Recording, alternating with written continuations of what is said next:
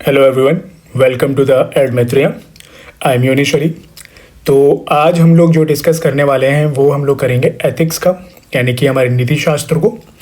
ये हमारे GS4 पूरा का पूरा एक आपका पेपर ही है, तो इसकी इम्पोर्टेंस आप समझ सकते हो कितना इम्पोर्टेंट है ये जो है ये सब्जेक्ट। इसमें कुछ चीज़ें मैं आपको बताना चाह रहा हूँ। एथिक्स को शुरू करें हम लोग उससे पहले। देखो, कई बार इसमें क्या होता है ना कि एथिक्स में कई सारे आपके कॉन्सेप्ट बहुत इंटरलिंक्ड है, ठीक है। तो इसको क्लियर कट डिमार्केट कर पाना वो मुश्किल है, और उस टाइप से क्वेश्चन पूछ भी नहीं रहा है। क्वेश्चंस वो कई बार क्या कर रहा है, आपके कनेक्ट करवाता है एक कॉन्सेप्ट को दूसरे कॉन्सेप्ट के साथ, और ये स्किल हमें सीखनी पड़ेगी, ठीक है। तो इसलिए आप लोगों ने देखा होगा एथिक्स के बारे में कहा जाता है कि बहुत छोटा सिलेबस है, क्योंकि बहुत सारी चीज़ें बहुत हर जगह अप्लाई हो जाती हैं। फॉर एग्जाम्पल, अगर मैं बात करूँ इंटीग्रिटी के फ़ायदे क्या हैं और प्रोबिटी के फ़ायदे क्या हैं, दोनों देखोगे सेम ही फ़ायदे होने वाले हैं, या फिर कोई भी मैं एक वैल्यू उठाऊँ उसके फ़ायदे तो सेम ही होंगे ना। तो ये सारी चीज़ें हमारी रहती हैं। तो इसलिए कहा जाता है कि एथिक्स में सिलेबस कम है, बट अगर उसकी आपकी अंडरस्टैंडिंग बन गई, आपने सिलेबस को समझ लिया, तब आप सही तरीके से कहाँ पर क्या चीज़ लिखनी है आप समझ पाओगे, ठीक है। तो आज का हमारा जो रहेगा वो यही ऑब्जेक्टिव है कि पहले हम लोग सिलेबस को समझेंगे, फिर हम लोग PYQ से देखेंगे कि वो चीज़ें हो पा रही हैं कि नहीं हो पा रही हैं। पहले मैं बता दूं, शायद एथिक्स थोड़ा सा लंबा हो जाए, तो अगर ये ज़्यादा लंबा हो जाता है तो उसको हम 2 पार्ट में ले आएंगे। देखते हैं कितना चलता है। तो शुरू करते हैं सबसे पहले हमारे एथिक्स से। तो पहला जो आपका चैप्टर है वो है आपका ethics, human interface, essence, determinant, consequences of ethics in human action, dimensions of ethics, human values मैंने यहाँ पर रख लिया है, नैतिकता और मानवीय अंतरपृष्ठ, मानवीय क्रियाकलापों में नैतिकता का सार, निर्धारक और परिणाम, नैतिकता के आयाम, मानवीय मूल्य। तो ये चीज़ आपके आ जाती है। अब इसमें हमें क्या क्या चेक करना है। पहला जो चैप्टर है ना थोड़ा सा बड़ा है, लेकिन अगर पहले चैप्टर को अगर आपने कंट्रोल कर लिया, पहला और दूसरा मैं मानता हूँ, और तीसरा भी ऑलमोस्ट लोगे, तीसरा कर लोगे, तो 5 जो आपके छठे और सातवें जो हैं वो बहुत ईजिली डील हो जाते हैं आपके जो टॉपिक दिए हैं। बट पहला और दूसरा अगर आपने अच्छे से समझ लिया, थोड़ा सा टाइम लगेगा, लेकिन आप देखोगे बहुत सारे सवाल आपके यहीं से बनेंगे, और बहुत सारे सवालों का बहुत कंफर्टेबली आप कर पाओगे, ठीक है। तो थोड़ा पेशेंस के साथ हम लोग इसको अप्रोच करेंगे, और ये हमारी फाउंडेशन वैल्यू भी है सिविल सर्विस की, पेशेंस, धैर्यता, तो वो दिखानी है हमें।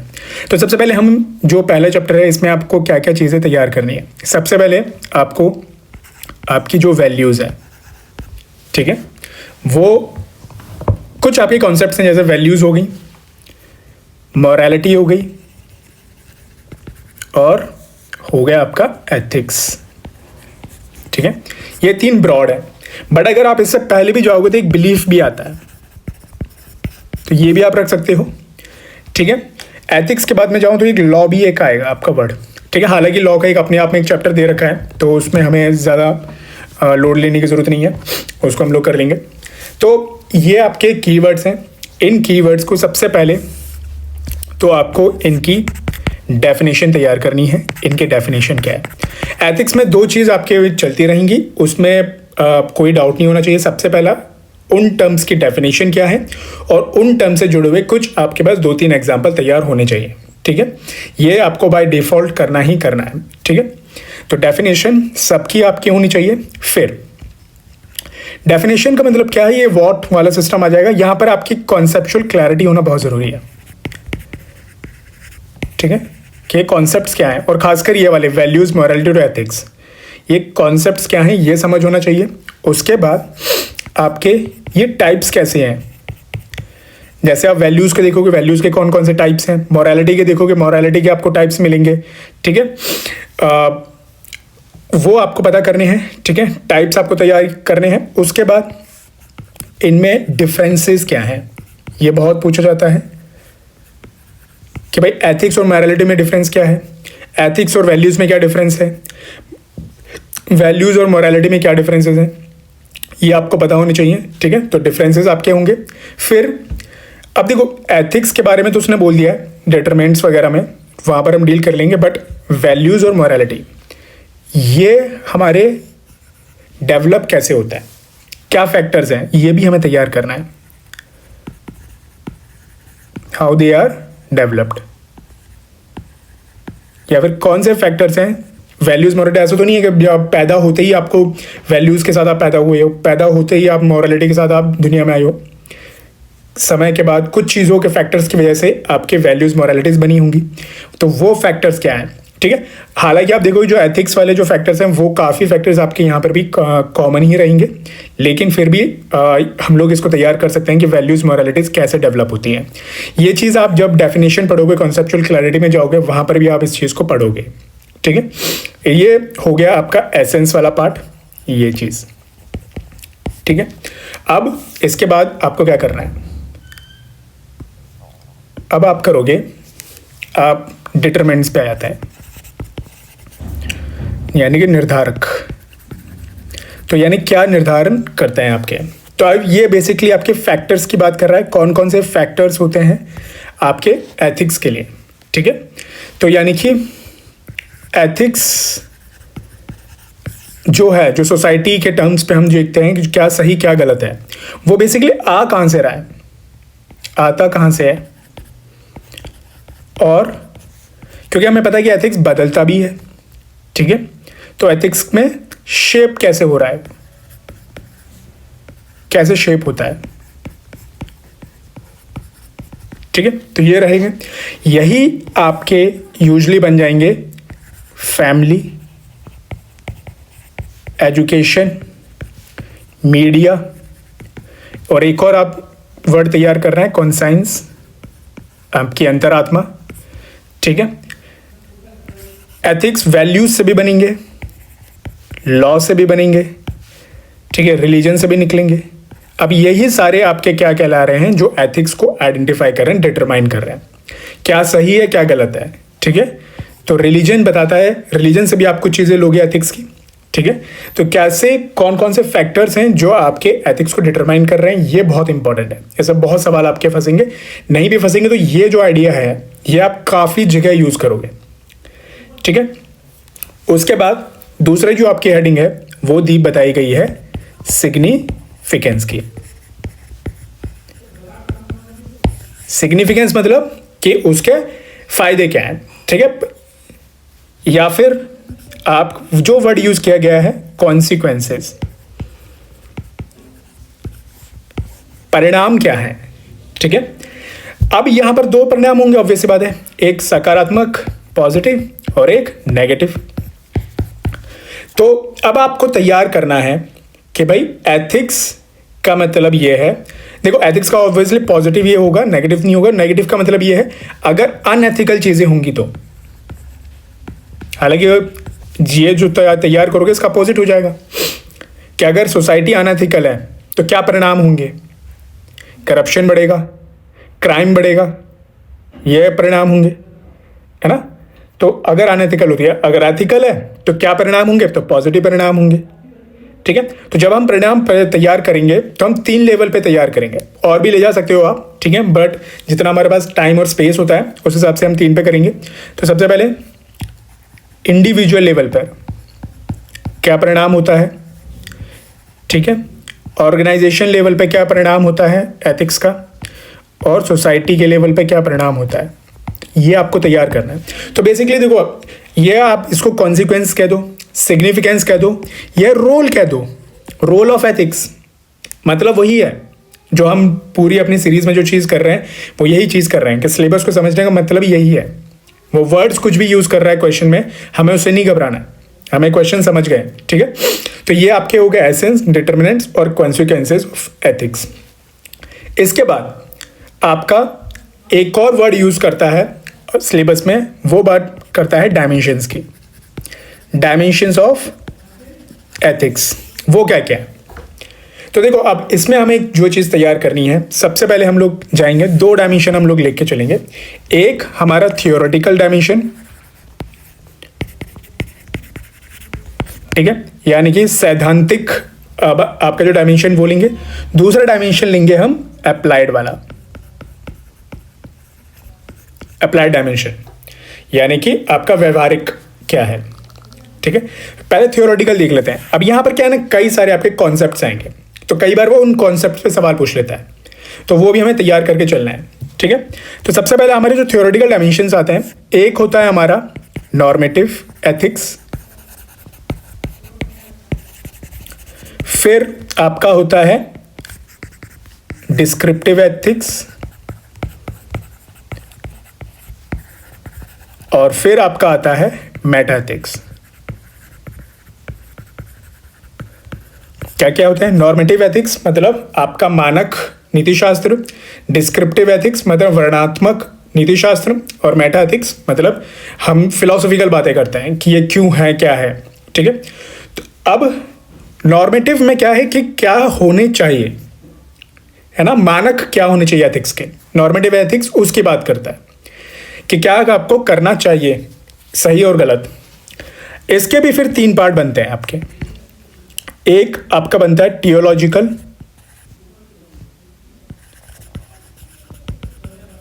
फिर डियोंटोलॉजिकल, और आपका वर्च्यू एथिक्स। ठीक है, टियोलॉजिकल मतलब आपका लक्ष्य उन्मूलक, ठीक है, डियोंटोलॉजिकल कर्तव्य व्यापरण, और वर्च्यू एथिक्स आपका जो गुड एथिक्स उसके हिसाब से आता है। ठीक है, ये टर्म्स ये जो आपके हैं ये थोड़ा सा आपको तैयार करने हैं, ठीक है, वरना अगर आपको नहीं पता तो फिर आप फंस जाओगे, क्योंकि वो सीधे सीधे पूछ लेता है, ठीक है, कि ये वाले टर्म्स के बारे में। आप देखो, टियोलॉजिकल कहता है कि आपके जो लक्ष्य उन्मूलक है, यहीं से आपका कॉन्सेप्ट डेवलप होता है यूटिलिटेरियन वाला। सो यूटिलिटेरियन एथिक्स, जिसमें हम कहते हैं maximum good of maximum people, ज़्यादा से ज़्यादा लोगों का भला हो, वो कदम आपका सही माना जाएगा, नैतिक माना जाएगा, एथिकल माना जाएगा। ठीक है, तो यहाँ से ये कॉन्सेप्ट आता है, यानी कि आपकी उपयोगिता जो है आपकी वो डिसाइड करेगी। ठीक है, डियोंटोलॉजिकल क्या कहता है?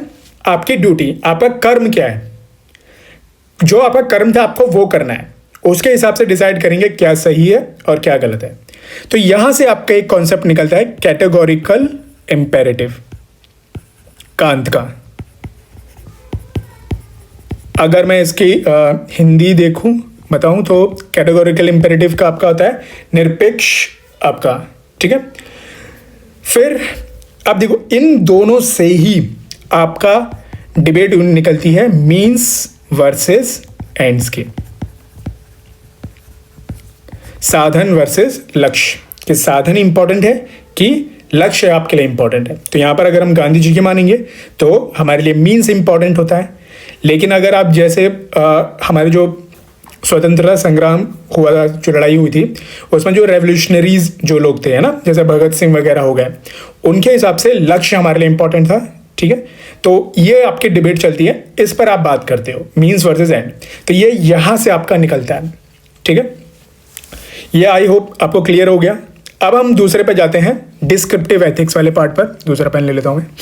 ठीक है, अब डिस्क्रिप्टिव एथिक्स में क्या है? वर्णनात्मक हम बात कर रहे हैं, हम डिस्क्राइब कर रहे हैं।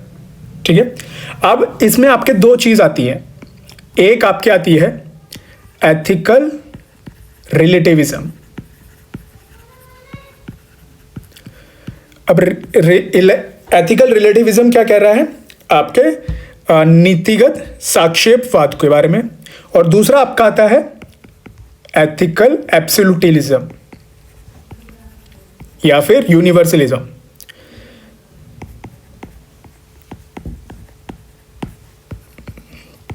अगर हम इसकी हिंदी देखें तो निरपेक्षवादी। अगर थोड़ा सा ट्रांसलेशन में हो तो आई होप आप समझ पा रहे होंगे। ठीक है, आप देखो, ये कॉन्सेप्ट ऐसा लग रहा है कि मैं आपको पढ़ा रहा हूँ, पढ़ा नहीं रहा हूँ, मैं आपको सिलेबस समझा रहा हूँ कि सिलेबस में क्या है, क्योंकि वो सीधा पूछ लेगा ethical what do you understand bye categorical imperative. अब आप ढूंढते फिरोगे सर ये कहाँ पढ़ना था, कहाँ हमने पढ़ा है, क्या नहीं पढ़ा। ठीक है, बट जब आपके पास ये पूरा फ्रेमवर्क होता है, पूरा सिलेबस के आपके दिमाग पे आपके बैठा हुआ है, तो आपको पता है कि भाई कहाँ से उठाया गया है, कैसे मुझे इस पर 2 पेज लिखने हैं। ठीक है, तो यही कोशिश है हमारी। ठीक, तो एथिकल रिलेटिविज्म और एथिकल एब्सोल्यूटिज्म ये क्या कह रहे हैं कि एथिकल रिलेटिविज्म कहता है कि जो एथिक्स है, जो हमारा नीति शास्त्र है, वो एब्सोल्यूट मतलब वो समय के साथ, जगह के साथ बदल सकता है। हो सकता है कि कुछ चीजें हमारे यहां पर एथिकल मानी जा रही हो, दूसरी जगह अनएथिकल मानी जा रही हो। फॉर एग्जाम्पल, जैसे कि आप एक कॉमन एग्जाम्पल ले रहा हूं, मैं किसी को नहीं कह रहा हूं। ठीक है, कि शादियों का होता है ना कि मुस्लिम्स में 4 शादियां अलाउड हैं, तो वहाँ पर वो एथिकल माना जाएगा। लेकिन दूसरी जगह अगर आप जाओगे तो दूसरे कल्चर में हो सकता है कि वो अनएथिकल माना जाए। ठीक है, वैसे ही कई जगह पर आपको नॉनवेज खाना को एथिकल समझा जा सकता है, दूसरी जगह उसको अनएथिकल माना जा सकता है। तो यानी यही बात कर रहा है एथिकल रिलेटिविज्म। ठीक है, दूसरा समय के साथ भी चीज़ें हो सकती हैं। फॉर एग्जाम्पल पहले के टाइम पर सती करना है ना, वो एथिकल समझा जाता था कि भाई आप पति के लिए उसके लिए माने जा रहे हो पुराने ज़माने पे। लेकिन समय बदला, हमें रियलाइज़ हुआ कि नहीं ये गलत है। देखो एथिक्स क्या होता है, सोसाइटी के हिसाब से क्या सही और गलत है, आपके हिसाब से क्या सही और गलत नहीं है। सोसाइटी क्या कहती है, उसको एथिक्स कहते हैं। आप किसको सही और कहते हो, उसको कहते हैं मोरालिटी, उसको नैतिकता। ठीक है, तो एथिकल रिलेटिविज्म हो सकता है।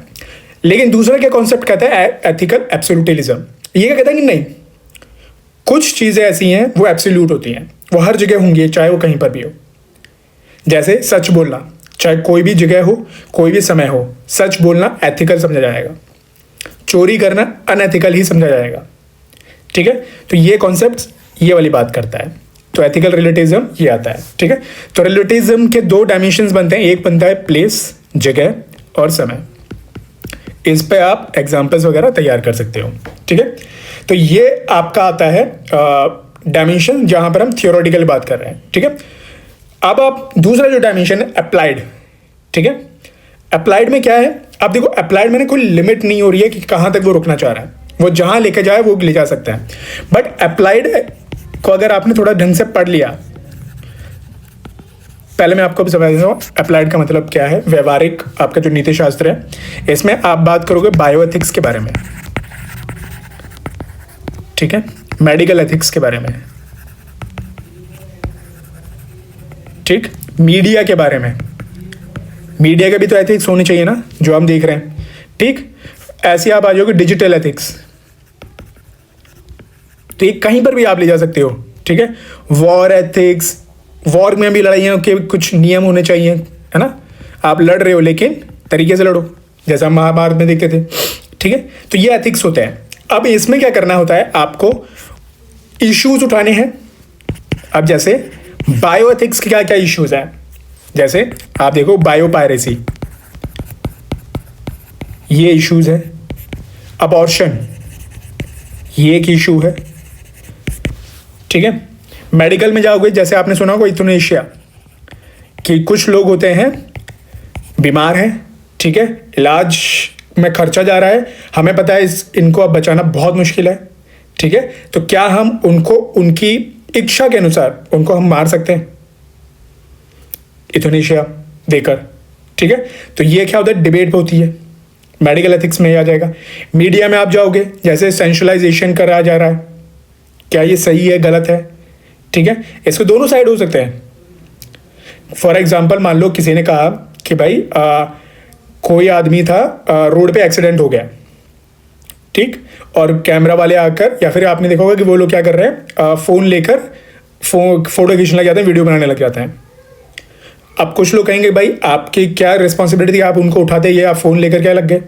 लेकिन इसका एक दूसरा डायमेंशन भी तो हो सकता है, ठीक है, कि भाई जब आपने फ़ोन खोला तो आपने रिकॉर्डिंग करी, एविडेंसेस भी तो आपने बनाए, आपने जो मारकर गया है एक्सीडेंट का, उसके आपने फ़ोटो खींच ली, तो बाद में उसको ट्रेस करने में हेल्प मिलेगी। ठीक है, तो देखो यही एथिक्स में पूरी सब सही और बिल्कुल सही गलत ऐसा नहीं होता है, ग्रे एरिया है। ठीक है, यही चीज़ तो पढ़नी है। ठीक, और यही चीज़ आपको क्या होता है, अप्लाइड एथिक्स बात करता है। ये सारे आपके डिजिटल एथिक्स में आप बात करोगे, हैकिंग सही है कि गलत है। ठीक है, कुछ कहेंगे भाई हम तो हैक इसलिए कर रहे हैं ताकि आपको जागरूक कर सके, तो उसको हम क्या कहेंगे, उनको हम एथिकल हैकर कहेंगे, है ना।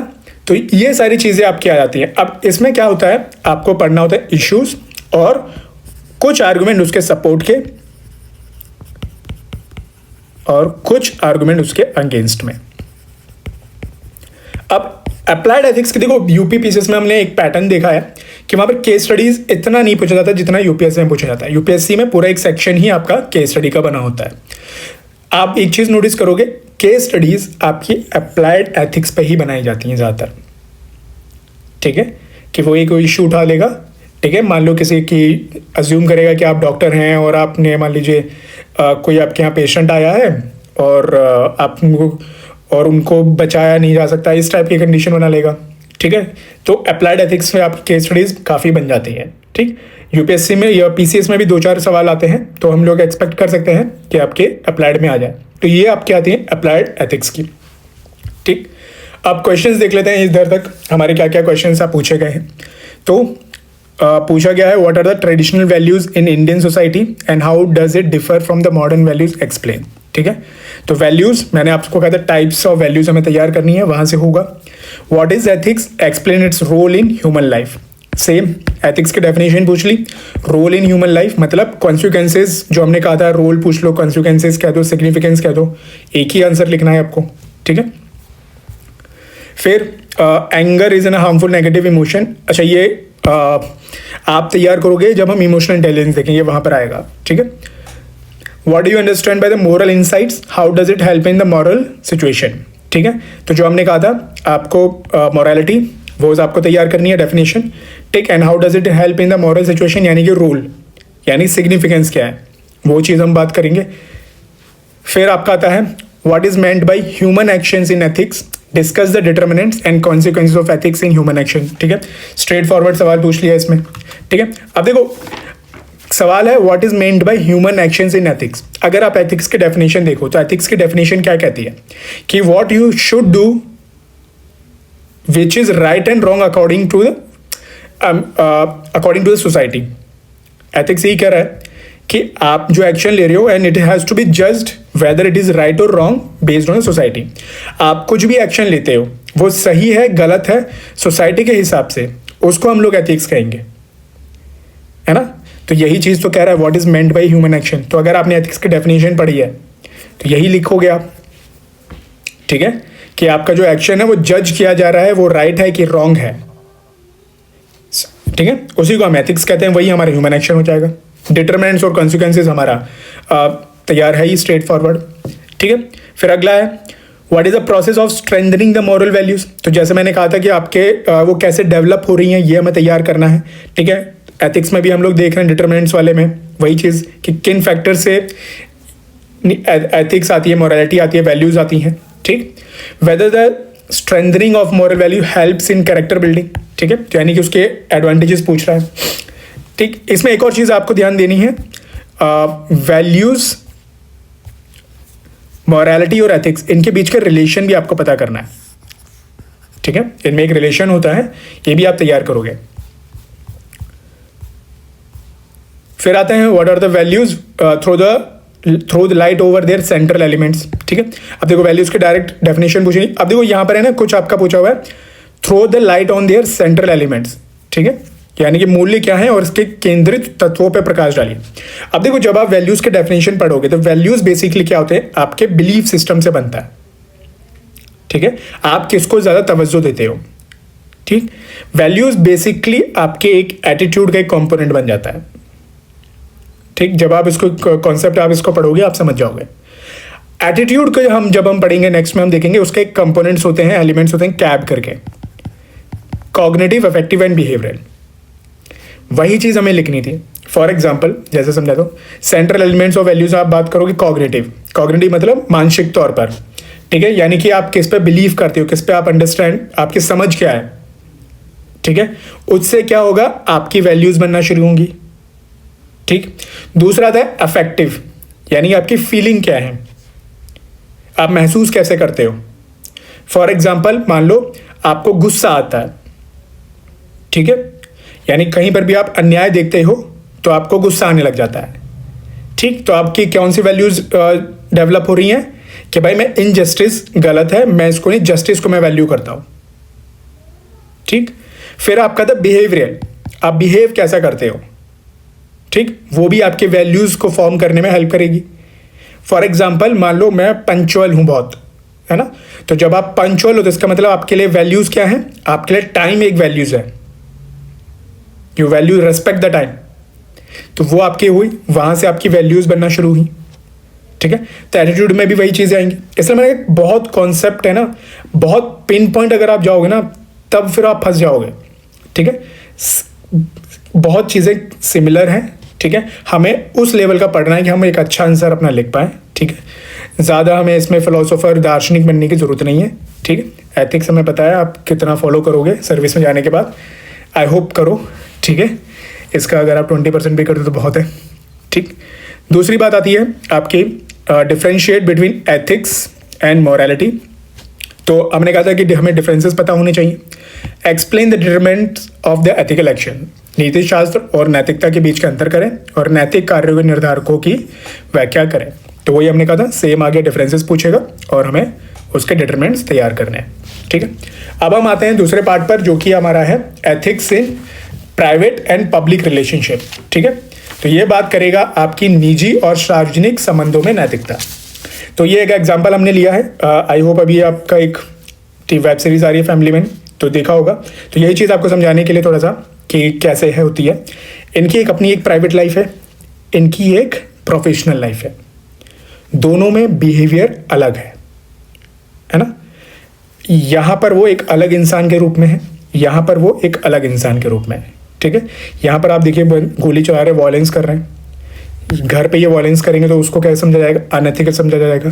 लेकिन यहाँ पर अगर वो बंदूक चला रहे हैं तो यानी देश की रक्षा कर रहे हैं, यहाँ पर चेंज हो गया ना, ठीक है। कई बार ऐसा होगा कि ये चीज़ें ओवरलैप भी करेंगी।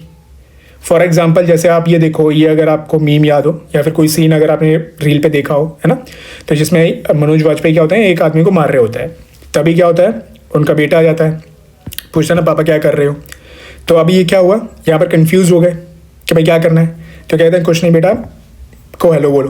तो अभी एक समय वो इनको मार रहे हैं और इस टाइम क्या कर रहे हैं, उनको कह रहे हैं कि भाई हेलो बोलो, मेरे दोस्त हैं, ठीक है। तो कई बार क्या होंगे, ये आपस में कॉन्ट्राडिक्ट करेंगे, कॉन्फ्लिक्ट में आएंगे, दोनों टकराएंगे, तो वहाँ पर क्या चीज़ें उत्पन्न होंगी, यही चीज़ हमें समझनी है, ठीक है। तो अब इसमें हमें क्या तैयार करना है, तो सबसे पहले ethics in private and public life. तो प्राइवेट में कैसा रहना है और पब्लिक में कैसा रहना है, ठीक है। तो सबसे पहले अगेन डेफिनेशन तैयार होनी चाहिए, प्राइवेट का मतलब क्या होता है, पब्लिक का मतलब क्या होता है, ठीक है। तो डेफिनेशन आपके लिए एक पूरा ही ले लेता हूँ, ठीक है। डेफिनेशन दोनों की, उसके बाद आपको कंपेयर करना है,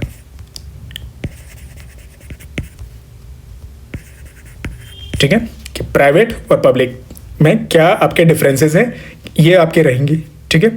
या फिर आप कह सकते हो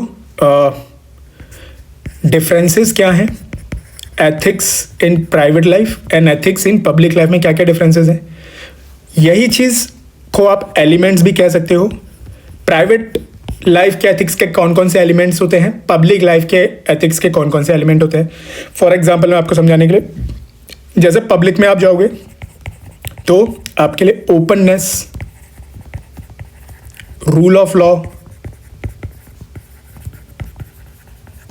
इक्वालिटी, ये सारी चीज़ें रहेंगी, ठीक है।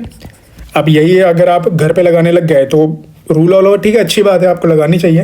लेकिन कोई होता है ना आपका कोई फेवरेट बच्चा होगा, तो आप उस पर थोड़ा सा आप करोगे। फॉर एग्जाम्पल जैसे आपने देखा होगा कि पापाओं की बेटियाँ हो गई, है ना, और मम्मियों के बेटा हो गए, तो वहाँ रूल ऑफ लॉ नहीं लग पाता है आपका, ठीक है। तो यही चीज़ आपको समझाना है कि बाहर, घर के बाहर आप रूल ऑफ लॉ की बात करोगे, घर पे आप रूल ऑफ लॉ की बात नहीं कर रहे हो, ठीक है। और क्या आपके प्राइवेट लाइफ में कौन कौन से होते हैं, प्राइवेट लाइफ में जैसे आपके लिए लव हो गया, केयर हो गया, ये आपके लिए एथिकल माने जाएंगे। ट्रूथफुलनेस, ठीक है, लॉयल्टी, ये सारी आपकी चीज़ें रहेंगी, ठीक है। पब्लिक लाइफ में ठीक है, लॉयल्टी आपका होनी चाहिए आपके, बट ज़रूरी नहीं है कि भाई अगर मान लीजिएगा आप किसी कंपनी में काम कर रहे हो, ठीक है, वो आपको अच्छी सैलरी नहीं दे रहा है या फिर आपके साथ सही बिहेव नहीं कर रहा है, वर्किंग कंडीशन अच्छी नहीं है, तो वहाँ पर थोड़ी ना आप लॉयल्टी दिखाओगे, आप दूसरी कंपनी में स्विच करोगे, ठीक है। अब घर पे थोड़ी ना कर सकते हो कि भाई पार्टनर ही चेंज कर दिया फिर डाइवोर्स हो रहा है, ठीक है। तो वो चीज़ों से बचना है, जो भी है। अब आता है, देखो प्राइवेट कर ली हमने, पब्लिक कर ली, हमने आइडेंटिफाई कर लिया, डिफरेंसेस भी देख लिए, एलिमेंट्स भी देख लिए, पब्लिक में क्या होता है और प्राइवेट में क्या होता है। अब हमें देखना है कि सेपरेशन के बारे में। सेपरेशन का मतलब क्या है कि क्या इन दोनों के बीच में सेपरेशन होना चाहिए, ठीक है। यस, प्राइवेट लाइफ और पब्लिक लाइफ अलग अलग होनी चाहिए। ये एक आपका एक डायमेंशन बनता है, ये आपको तैयार करना है, इसके आप आर्गुमेंट दोगे। दूसरे आप कहोगे नहीं, प्राइवेट लाइफ और पब्लिक लाइफ पूरी तरीके से हम अलग अलग नहीं कर सकते हैं, क्योंकि कुछ वैल्यू सिस्टम आपके दोनों पे ओवरलैप करेंगे, ठीक है।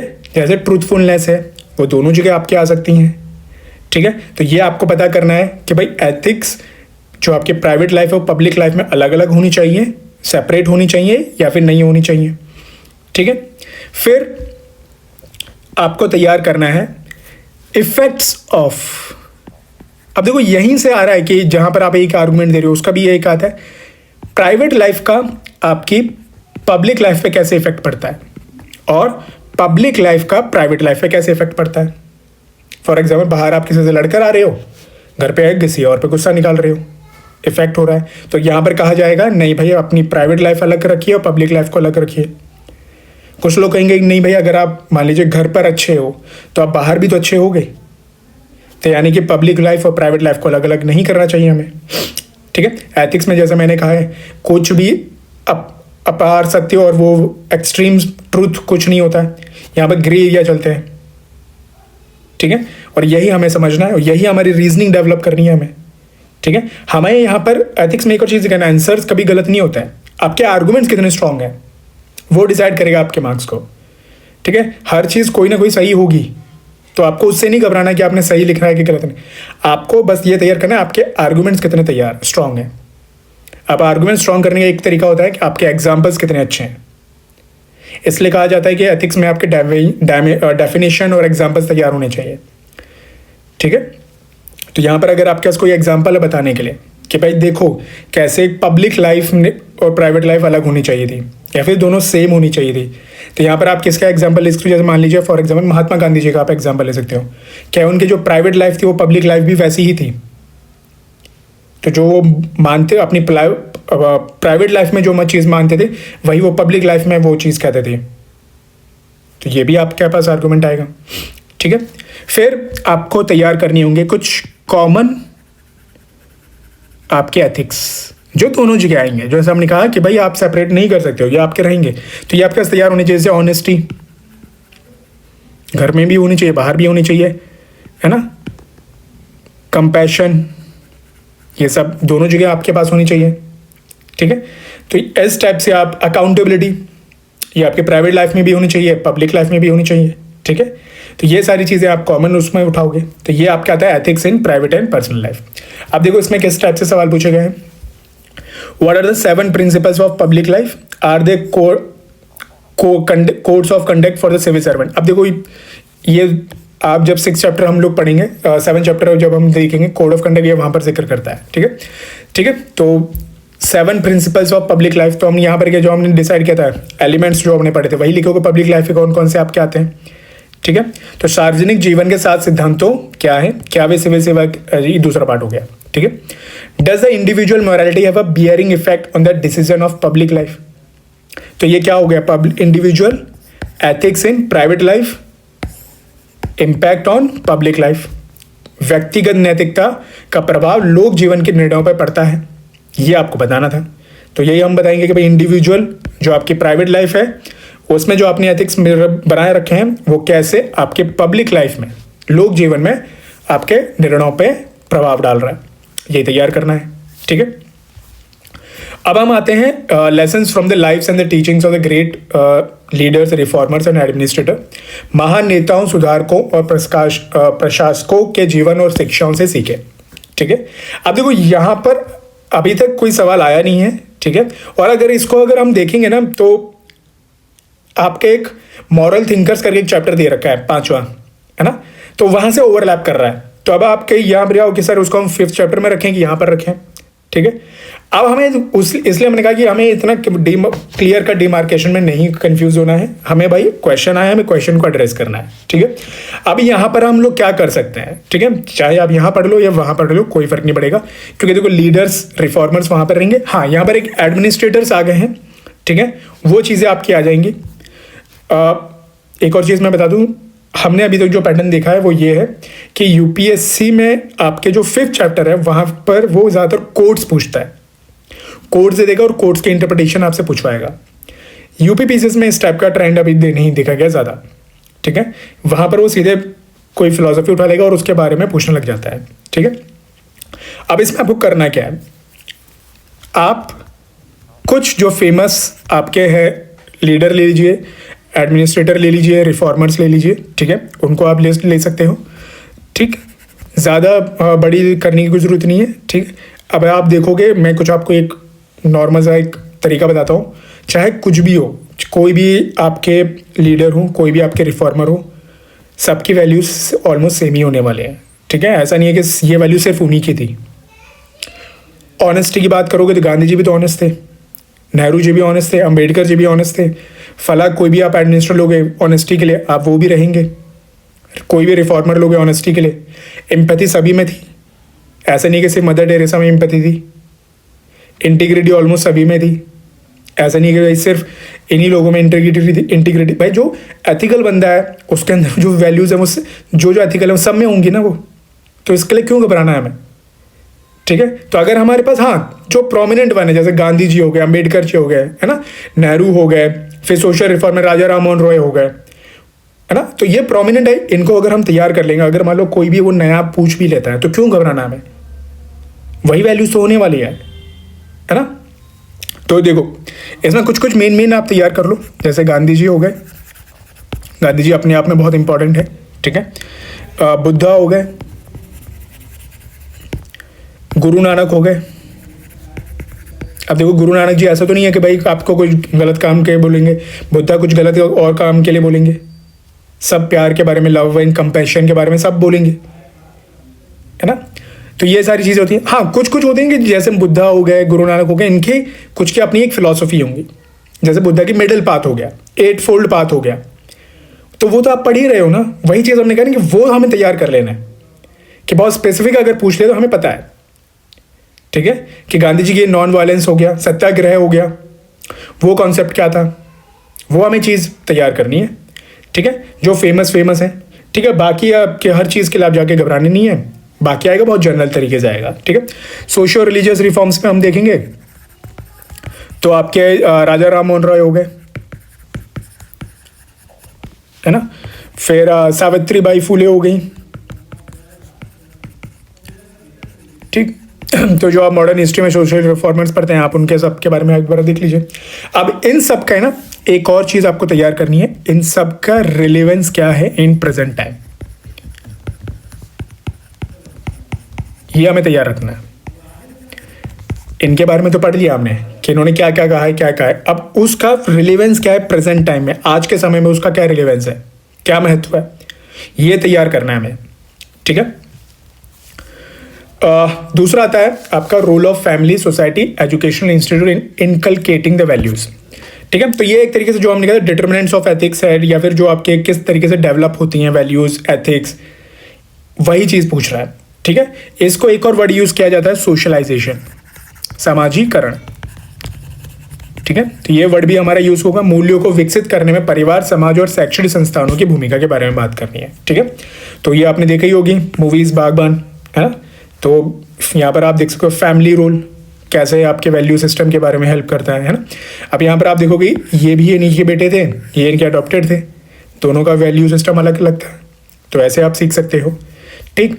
फिर आपने ये मूवी देखी होगी स्टूडेंट ऑफ द ईयर, तो यहाँ स्कूल कैसे आपकी वैल्यू सिस्टम को दिखाता है। I am not here to criticise, हम लोग सबका है, ठीक है, किसी को ये लाइफ पसंद हो सकती है, किसी को नहीं पसंद हो सकती है, बट इंस्टीट्यूट्स कैसे आपको करता है ना। जैसे आपने देखा होगा इनके बीच में कंपटीशन होता है, तो ये इंस्टीट्यूट्स ही तो है। आप स्कूल में रहते हो, यही सारी चीज़ें सीखते हो, कॉम्पिटिटिव स्पिरिट आपके अंदर आती है ना। फिर दोस्ती स्कूल्स में ही होती है ना। फिर आप आओगे सोसाइटी के बारे में बात करें तो सोसाइटी में सब लोग आ जाएंगे, मीडिया आ जाएगी, आपके दोस्त आ जाएंगे, है ना। तो अब आप जैसे देखो कि इनको आप जानते होंगे, राहुल द्रविड़ हो गए, रोहित शर्मा हो गए, बिल्कुल डिफरेंट पर्सनैलिटी है, ठीक है। बट कुछ समय राहुल द्रविड़ रोहित शर्मा के साथ रहे तो ये भी फिर रील्स वील्स के चक्कर में पड़ गए, ठीक है। तो आप ये कह सकते हो कैसे सोसाइटी आपके वैल्यू सिस्टम को चेंज कर रही है। ठीक, तो ये जस्ट थोड़ा सा आपको समझाने के लिए। तो अब इसमें क्या करना है हमें, तो इसमें हम लोग देखेंगे रोल ऑफ फैमिली में सबसे पहले आपको तैयार करना है प्रोसेस क्या होता है। ठीक है, क्या क्या तरीका है, क्या स्टेप बाय स्टेप प्रोसेस होता है वैल्यू सिस्टम को बनने में। ठीक है, प्रक्रिया क्या है इनकलकेशन की। ठीक है, या फिर हाउ, कैसे आप ये रोल प्ले कर रहे हैं। ठीक है, तो इसमें आप बताओगे जैसे कि आपके कई सारे आपके चीजें आएंगे। ठीक है, टेक्निक्स भी कह सकते हो। ठीक, जैसे आप कहोगे ऑब्जर्वेशन, आप देखते हो, वहां से फिर आप वैल्यू सिस्टम डेवलप करते हो। ठीक है, टीचिंग्स, रिवॉर्ड्स एंड पनिशमेंट, अगर आप कुछ अच्छा काम करते हो आपको रिवॉर्ड मिलता है तो आप वही काम फिर से करना चाहोगे। पनिशमेंट मिलेगी तो आप नहीं करोगे, है ना। स्कूल में होमवर्क नहीं करके जाते हो, ठीक है, लेट आते हो तो आपको पनिशमेंट मिलती है। तो ऐसे ऐसे आपके वैल्यू सिस्टम को डेवलप किया था कि नहीं, आप डिसिप्लिन बनिए, आप टाइम पर आइए, पंक्चुअलिटी आइए, आप समय की रिस्पेक्ट करिए, वो वैल्यू सिस्टम आपकी बनाई जा रही है। ठीक है, तो क्या प्रोसेस फॉलो किया जाता है ये आपको तैयार करना है तीनों के बारे में। ठीक है, सोसाइटी कौन सा प्रोसेस फॉलो करती है, फैमिली कौन सा प्रोसेस फॉलो करती है, ठीक है, और एजुकेशनल इंस्टीट्यूट कौन सा प्रोसेस फॉलो करते हैं, कौन सी प्रक्रिया किस तरीके से वो आपको कर रहे हैं, ये समझना जरूरी है। ठीक है, फिर ये जो आपने सोशलाइजेशन करा है, समाजीकरण करा है, उसका जो वैल्यू सिस्टम उसका बनवाया है, उसके स्ट्रेंथ्स क्या हैं, मतलब एक तरीके से हम कह सकते हैं उसके फायदे क्या हैं। ठीक है, एडवांटेजेस क्या हैं, पॉजिटिव्स क्या हैं। तो आप इसमें बताओगे कि भाई जो फैमिली से जो आप वैल्यू सिस्टम लाते हो परमानेंट हो जाती है ना, क्योंकि आप ज़्यादातर समय अपने परिवार के साथ बिताते हो। ठीक, स्कूल के साथ, सोसाइटी के साथ कैसे कैसे आपके ये आपके हैं। ठीक, फिर आपका आएगा लिमिटेशन भी।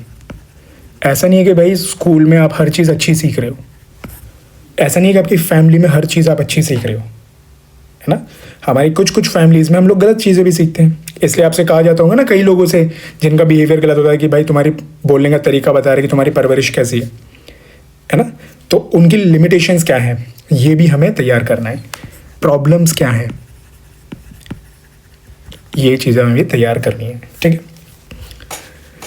क्वेश्चन देख लेते हैं। A child learns values by what he observe around, discuss the role of family and society in formation of values in the light of this statement. एक बच्चा अपने आसपास जो देखता है उससे मूल्य सीखता है। इस कथन के आलोक में मूल्यों के निर्माण में परिवार और समाज की भूमिका पे चर्चा करें। Discuss the role of family, society, educational institutes in inculcating the values. ठीक है, तो यानी कि आपको यहाँ पर देखो डिस्कस करना था, तो डिस्कस करने में क्या है, आप क्या करोगे, रोल क्या है, पॉजिटिव्स क्या हैं और नेगेटिव्स क्या हैं, दोनों बताओगे। यहाँ पर भी देखो डिस्कस के बारे में पूछा है, यहाँ पर उसने सबके बारे में पूछ लिया। ठीक है, इसलिए हमने कहा था कि भाई कैसे वो इनकलकेट कर रही है पॉजिटिव्स और उसके नेगेटिव्स हमें तैयार करके रखने हैं। ठीक है, अब हम अपने आते हैं दूसरे चैप्टर पे जो कि हमारी बात करता है एटीट्यूड के बारे में। ठीक है, तो ये आपने मीम देखा होगा, इनको आप जानते होंगे जाकिर खान, है ना, कि तेरे में किस बात का एटीट्यूड है भाई, है ना। तो हम लोग ज़्यादातर एटीट्यूड्स को एक नेगेटिव कंटेक्स्ट में देखते हैं, बट एटीट्यूड क्या होता है कि हम किस तरीके से किसी के साथ रिएक्ट करते हैं, ये हमारा एटीट्यूड होता है। और ये एटीट्यूड होगा, ये बदलेगा भी, ऐसा नहीं कि एटीट्यूड हमेशा एक जैसा रहेगा। वहीं से हमारा आता है बिहेवियरल चेंज, एटीट्यूडनल चेंज के बारे में हम पढ़ते हैं। ठीक है, तो आपने ये मूवी आई होप ये तो पक्का ही देखी होगी आपने, है ना, खासकर जो यूपीएससी की तैयारी करने वाले हैं। तो अब आप देखो इनके लिए एटीट्यूड शादी से पहले जब टूटा नहीं था कैसा था, और उसके बाद इनका क्या एटीट्यूड हो गया, है ना। तो इंसान के प्रति आपका कैसे आप सोचते हो, ठीक है, कैसे आप बिहेव करते हो, उसको एटीट्यूड कहा जाता है। ठीक, तो अब इसमें हमें क्या करना है तैयार। ठीक है, तो हमें जो तैयार करना है सबसे पहले हम लोग करेंगे एटीट्यूड की डेफिनेशन तैयार करेंगे कि भाई इसके डेफिनेशन क्या है। ठीक है, फिर एटीट्यूड के कंपोनेंट्स आपके होते हैं, 2-3 होते हैं। कैब मॉडल कहा जाता है, कॉग्निटिव, अफेक्टिव, बिहेवियर। ठीक है, मानसिक तौर पे आप महसूस कैसा करते हो और बिहेव कैसा करते हो आप। ठीक है, तो जो आपने वैल्यूज वाले में, सेंटर्स वाले में देखा था। ठीक है, तो ये हो जाता है। ठीक, इसमें एक और चीज आपको तैयार करनी है, खासकर बिहेवियर वाले में। बिहेवियर एटीट्यूड देखो, बेसिकली आपका थॉट प्रोसेस होता है और बिहेवियर होता है। इनके बीच का रिलेशन भी आपको तैयार करना है। एटीट्यूड और बिहेवियर कैसे एक दूसरे के, एटीट्यूड बिहेवियर को कैसे जन्म देता है और बिहेवियर आपके एटीट्यूड को कैसे जन्म देता है। ठीक है, फॉर एग्जाम्पल मैं आपको जल्दी समझा देता हूँ। जैसे मान लीजिए आपने बिहेवियर एटीट्यूड को कैसे जन्म देता है, ये देखते हैं। बचपन में आपको क्या कहा जाता था, मान लीजिए एक्सरसाइज करवाई जाती होगी। ठीक है, आपको उसके फायदे नुकसान नहीं बताए जाते होंगे। आपसे कहा होगा कि नहीं आप स्कूल में जाओ, आप सुबह आप एक्सरसाइज करो वगैरह, है ना, मारा जाता होगा वगैरह। बट धीरे धीरे वो आपकी क्या होता है, आपकी हैबिट में आने लग जाता है। आपकी बॉडी उसी तरीके से ट्रांसफॉर्म होने लग जाती है और फिर आपका एटीट्यूड वो डेवलप कर देती है। तो यानी कि बिहेवियर कंटिन्यूसली अगर हम करा रहे हैं, ठीक है, तो यहाँ पर एक आपने देखा होगा, चलो उसको हम लोग देख लेंगे। एटीट्यूड फॉर्मेशन की बात करेंगे हम लोग। ठीक है, कि फॉर्मेशन किस तरीके से किया जाता है एटीट्यूड का। ठीक, तो ये चीज़ हो गई थॉट्स और एटीट्यूड के बीच का रिलेशन। उसके बाद फॉर्मेशन ही देख लेते हैं, एटीट्यूड को फॉर्म कैसे करवाया जाता है, फॉर्मेशन। ठीक है, अब इसमें ना सोशलाइजेशन भी कह सकते हैं हम लोग। इसमें 2 कंपोनेंट होता है, एक होता है आपका कंडीशनिंग और एक होता है आपका सोशल ऑब्जर्वेंस।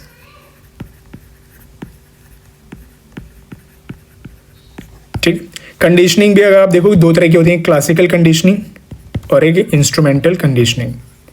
ठीक है, इंस्ट्रूमेंटल में क्या होता है, आपको रिवॉर्ड्स वगैरह मिलते हैं, पनिशमेंट्स वगैरह मिलती हैं, बेस्ड ऑन दैट आपका एटीट्यूड चेंज होता है उस प्रति चीज़ के प्रति। ठीक है, सोशल ऑब्जर्वेशन से हम लोग सोशलाइजेशन वगैरह में आ जाएंगे। ठीक है, अब देखो यही चीज़ मैं आपको कह रहा हूँ, ये एथिक्स में भी हम लोग देख रहे थे, बहुत सारी चीज़ें ऐसी सिमिलर आ रही थी। एटीट्यूड में भी हम लोग चीज़ें देख रहे हैं सिमिलर आ रही हैं। ठीक है, तो इसलिए मैंने कहा था कि आप इसको डिमार्केट करना है कि ये सर ये एटीट्यूड का है कि क्या है, तो वो फंस जाओगे आप। ठीक है, बहुत, इसलिए आपने कहते हैं सिलेबस बहुत कम होता है। अगर आपने ओवरऑल समझ लिया, ग्रास्प ले ली कि भाई कौन कौन से फैक्टर्स हैं जिससे कि आपका एटीट्यूड बनता है, कौन कौन से फैक्टर्स जिससे आपका एथिक्स बनते हैं, कौन कौन से फैक्टर्स जिससे वैल्यू सिस्टम बनते हैं। ठीक है, आप देखोगे काफ़ी चीज़ें सिमिलर हैं। ठीक है, तो ये चीज़ आपको तैयार करनी है, फॉर्मेशन कैसे होता है, क्योंकि यहाँ से बहुत सवाल आते हैं केस स्टडी में भी कि मान लीजिए आपको किसी का एटीट्यूड को चेंज करना है, तो चेंज करने का मतलब क्या है, आप उसको नया एटीट्यूड फॉर्म करवा रहे हो, तो कैसे आप उसका नया एटीट्यूड फॉर्म करवा सकते हो।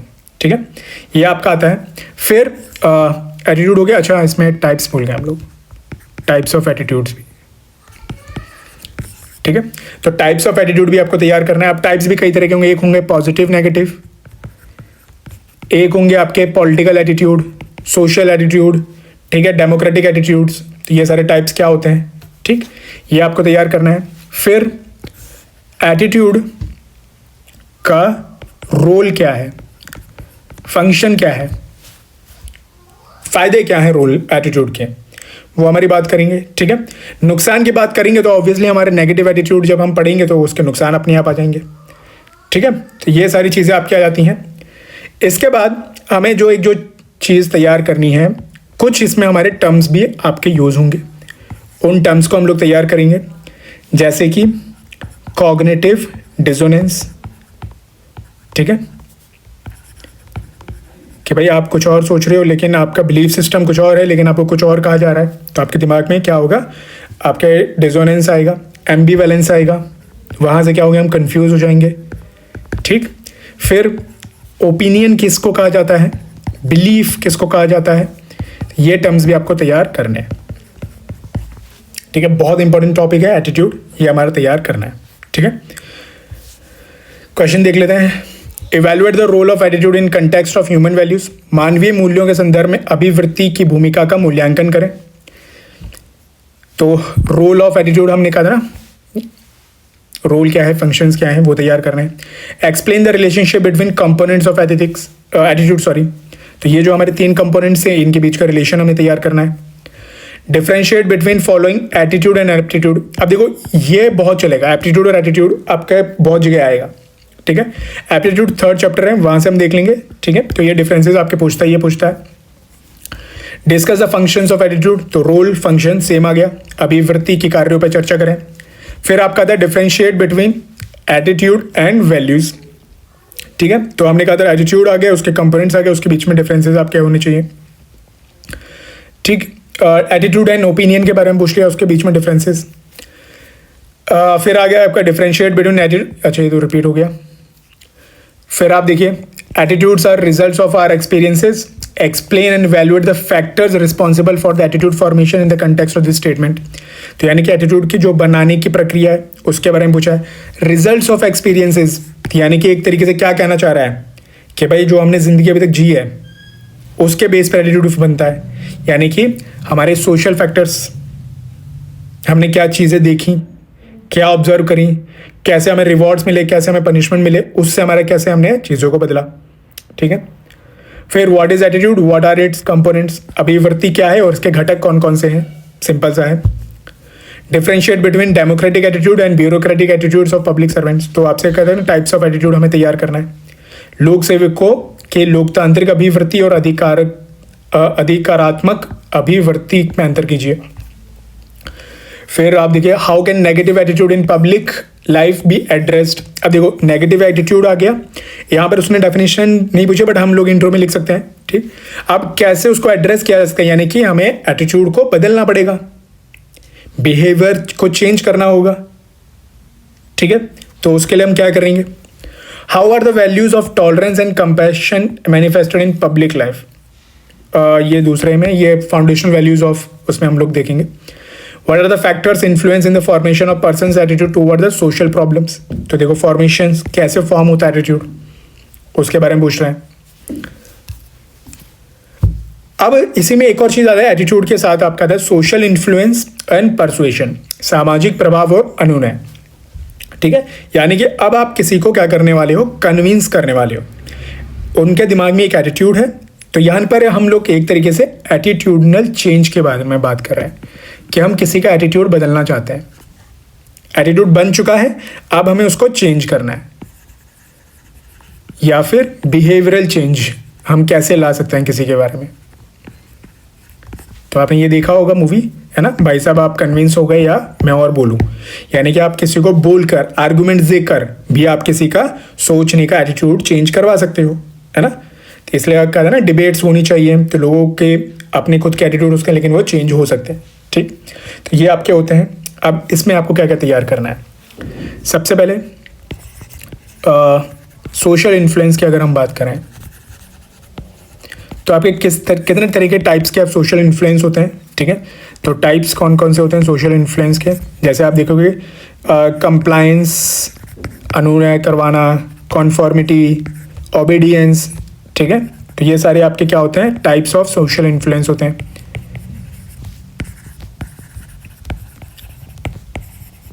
सोशल मीडिया इन्फ्लुएंसर्स भी होते हैं, है ना, आप उनके ओबीडियंस बन जाते हो, ठीक। फिर आप क्या आते हैं परसुएशन।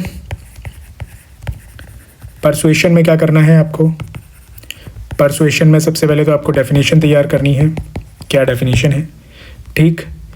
परसुएशन मेथड्स कौन कौन से हैं ये इंपॉर्टेंट है, ठीक है। टेक्निक्स कौन कौन सी यूज़ की जाती हैं ये आपको तैयार करनी है, ठीक है। फॉर एग्जांपल जैसे आप देखोगे अथॉरिटीज़, ठीक है, कि आप कहीं कहीं अपना अथॉरिटी दिखाओगे, अपना अधिकार दिखाओगे, पावर दिखाने की कोशिश करोगे, वहाँ से आप किसी को एटीट्यूड में चेंज करोगे। फॉर एग्जांपल आपके पिताजी ने आपको डांटा, ठीक है, क्योंकि उनकी एक अथॉरिटी है, तो अब आपको क्या होगा, अगर आप कुछ गलत सोच रहे थे या फिर कुछ और सोच रहे थे, आप क्या हो सकते हैं, वो आपको अपनी अथॉरिटी से कन्विंस कर सकते हैं, ठीक। फिर लाइकिंग, किसी को आप पसंद करते हो तो फिर क्या होता है, आप अपने सोच विचार सब बदल देते हो, है ना।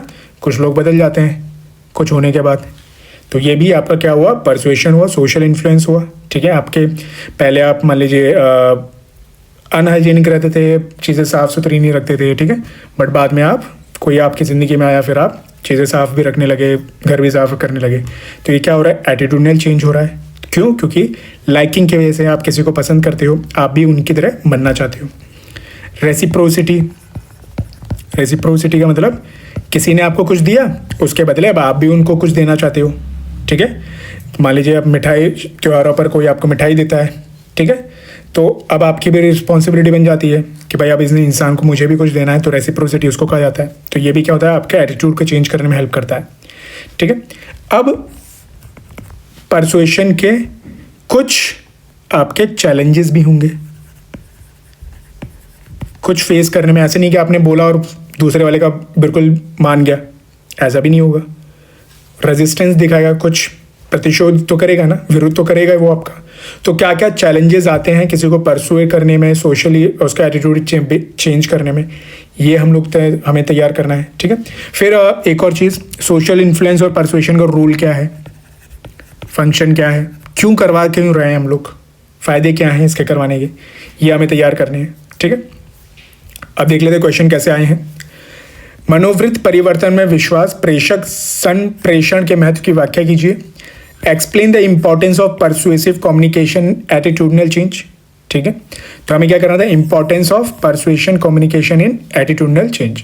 ठीक, तो इसमें जो आपका है एटीट्यूडनल चेंज करने में आपका जो कम्युनिकेशन है परसुएसिव, उसकी इंपॉर्टेंस क्या है। तो अभी हमने देखा रोल क्या होता है परसुएशन का।